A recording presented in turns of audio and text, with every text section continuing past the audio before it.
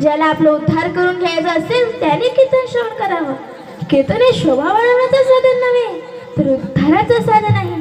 करा रे बापानो साधन हरीचे, जरी करणीचे करू नका.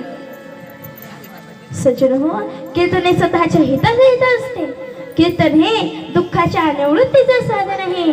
कीर्तन हे उद्धाराचं साधन आहे. कीर्तन हे भगवत प्राप्तीचं साधन आहे. ज्याला हे सर्व हवं असेल त्यानेच कीर्तन श्रवण करायला हवं. सज्जन हो, श्रीमद भागवत महापुराणच्या प्रथम स्कंदामधील पहिल्या अध्यायातला 3 नंबरच्या श्लोकामध्ये शेवटच्या 2 नंबरमध्ये संत श्री शुकदेवजी महाराज म्हणतात, पिबत भागवतम रसमालय मुहुरो रसिका भिभावुकाः. श्रीमद भागवत हे रसाचं म्हणणार आहे म्हणून याला प्यायचं आहे. जोपर्यंत भगवंताची प्राप्ती होत नाही, जोपर्यंत उद्धार होत नाही, तोपर्यंत प्यायचं आहे. सदा सेवा श्रीमद भागवते प्रकथा.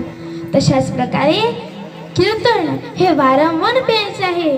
जोपर्यंत भगवंताची प्राप्ती होत नाही तोपर्यंत श्रीमद भागवत आणि कीर्तन श्रवण करायचं आहे.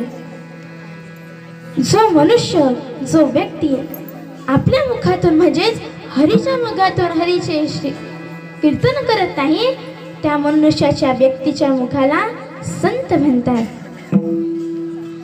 नामावी नाम